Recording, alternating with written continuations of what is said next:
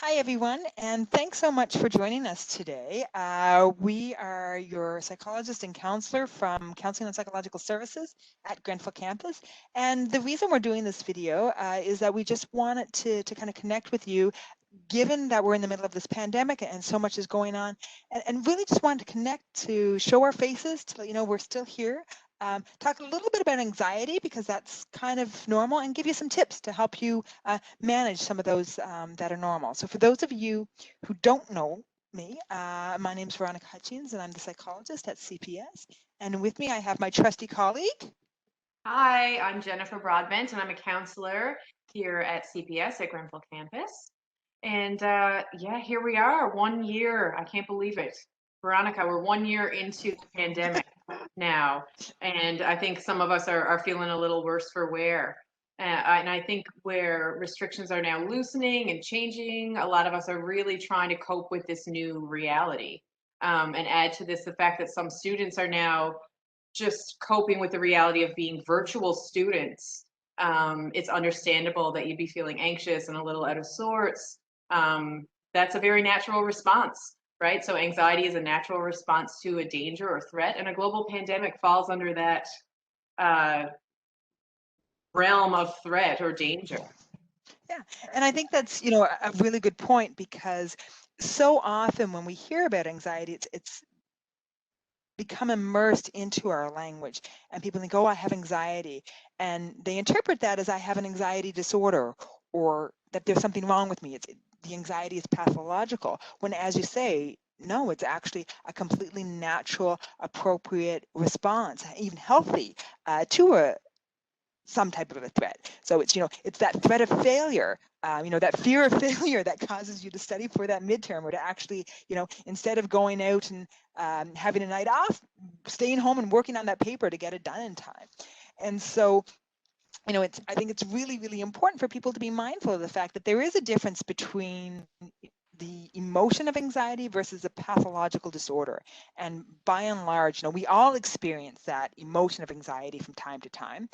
And it's really important to recognize when it is that emotion, that and we not think that it's something more than it is, and that we not get ourselves worked up, because then we can become anxious about being anxious. And so what you want to do is to be able to recognize that difference. And even when you are experiencing that feeling, though, it's uncomfortable, right? You can have that pounding heart. You might have difficulty breathing. You might have difficulty sleeping. Some people get GI symptoms, or their thoughts are racing, and they're not happy thoughts. They're nasty, negative thoughts that can be going around. So all of those are symptoms of anxiety, both the feeling as well as the pathological condition.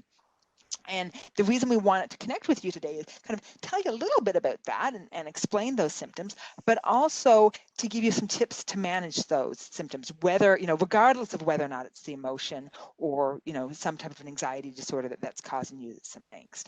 So Jennifer, what's one of the things that you think students can do, like when you were working with students one-on-one, what's one thing that you would tell students that they could do to help manage that anxiety?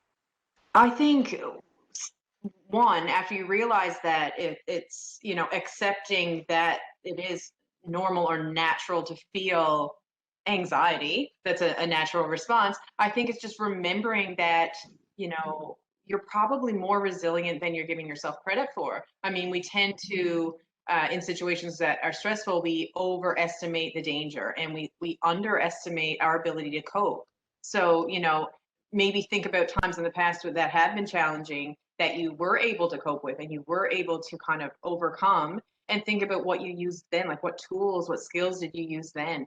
And also remembering, you're not alone in this. While we all feel isolated, for understandable reasons, because we're isolated, we're in this together, and you're not alone. So reaching out to people, whether that's a family member or a friend or a classmate or a professional, one of us, you know, um, that's okay. You have that in your toolkit as well. So not underestimating yourself or your coping skills. Remembering that you've been through challenges in the past, I think is important.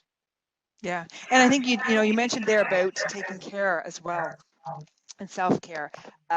so often I think people think about self-care as, the bubble bath and, taking the night off and watching a movie and whatnot. And while yes, that's important self-care in terms of being able to relax and unplug, self-care also cannot be pretty sometimes. So sometimes self-care is about, going to bed early or getting up early and going to the gym, or well, if you can't go to the gym right now, working out, exercise, going for that walk, eating healthy food. I've heard you say oftentimes, if you're eating mostly beige, you're going to feel You're beige. gonna feel beige. Exactly, right? So, Yeah. putting some color in there. Have you had a vegetable? Have you eaten an apple lately? Looking at your sleep, your exercise, those routines, right? Are you actually doing work? Because, if you're feeling anxious because you have a paper due that you haven't started, maybe start the paper. That's a form of self-care. It's actually doing the work that you need to do, right? Yeah, absolutely. Sorry.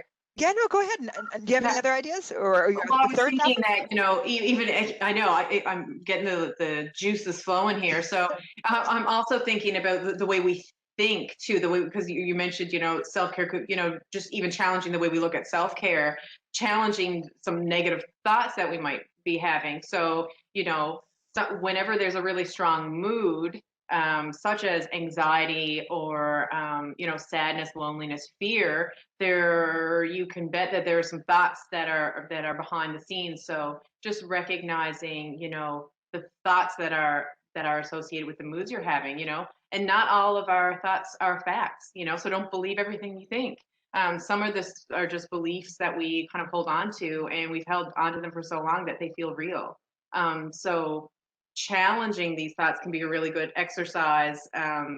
So just stopping and catching them. So when you're feeling anxious or stressed, stopping, taking a step back, even writing them down, they usually start with something like "what if," or "I'm worried about," whatever. So once you've identified the thought, then you can kind of challenge it. So you can ask yourself, like, is this true? What is the evidence that this is going to happen, or that this thought is going to be backed up? Do I know 100% it's true, and is it always true? Evidence for, evidence against, like really put that thought on trial. And has this thing I'm worried about ever happened before? How did I cope then? What was the end result, kind of thing? Um, and then maybe even ask yourself, is it helpful to keep worrying, to keep thinking in this way? I'll give you an example. So, I hear people saying, well, I'm immunocompromised. We'll just keep with the COVID theme. A lot of people are getting sick. What if I die? I could die from this. And while that's true, the evidence for, if you're taking care of yourself, you can change that to be, I'm doing all the recommended precautions, I have good support network, I'm taking the proper steps to stay healthy, so I'm extremely likely to get through this and be fine. So that's an example of challenging one of your thoughts, and then the outcome, like your feelings and your behaviors also change with it. Yeah, and I think that's really important because so often in this environment with COVID, a lot of our negative thoughts are true. Do you know what I mean? And Mhm. that, we can't Yep. go out, we can't do some things. So I Mhm. really liked how you asked, is this, are these thoughts helpful? And those are they're things that, any of our students who are watching, who've come to see us individually, these are questions that Jennifer and I, will often ask in session in terms of, well, what are you thinking? Write it down, those types of things. So, these are all skills. So some of these skills, if you've worked with us individually, you've learned them, but we also have them listed on our website. So I would encourage you to go to our website, www.grenfell.mun.ca/CPS. And there's a resources list there.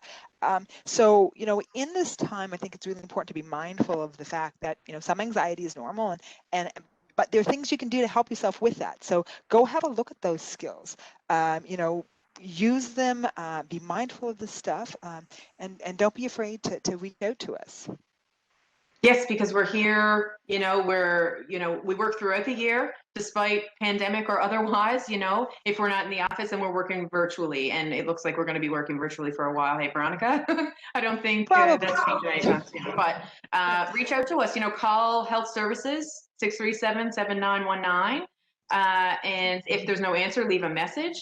and usually within 48 hours, you know, someone will follow up with you, and you can chat with us.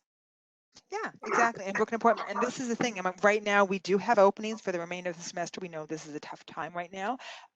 And basically, how you see us is just like you're seeing us right now. It's through WebEx. So this is actually kind of a good example It of what is. our sessions look like nowadays, which is kind of why Yeah. we're doing this. We're also, I Yeah. forgot to mention, we're hoping actually to do some more videos about teaching different relaxation techniques as well.